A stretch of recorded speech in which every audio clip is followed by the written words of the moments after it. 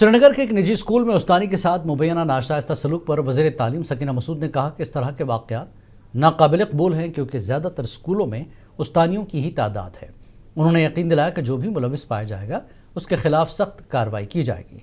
वज़ीर सेहत ने कहा कि डॉक्टरों की किल्लत दूर करने के लिए सरकार ने काफ़ी इक़दाम किए हैं और आने वाले दिनों में और इक़दाम उठाए जाएंगे।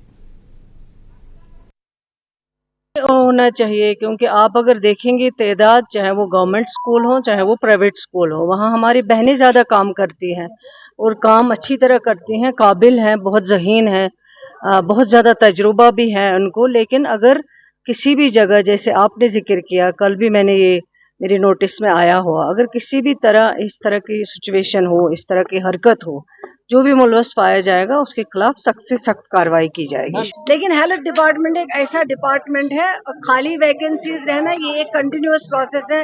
कंसल्टेंट्स की कमी है, लेकिन हायर स्टडीज के लिए हमारे डॉक्टर जाते हैं, चाहे वो पीजी की बात हो चाहे वो एमडी की बात हो, वैकेंसीज खाली रहती है। लेकिन हम इसको एग्जामिन कर रहे हैं। फिलहाल कुछ स्टेप्स ले, जो अटैच डॉक्टर थे उनको डिटैच किया गया, जो नए पास आउट स्टूडेंट थे उसमें 600 डॉक्टर्स को ऑलरेडी अपॉइंट किया गया, ऑलरेडी कंसल्टेंट पोस्ट की जो है वो रेफर की गए, और भी डिपार्टमेंट प्रपोजल्स और जो है वो एग्जामिन कर रहे हैं। जो पीजी के लिए यहाँ बाहर से बच्चे आते हैं पीजी करने के लिए, उसके लिए कोई बॉन्ड नहीं था। इस सरकार ने अब एक प्रपोजल बनाया है, अब वो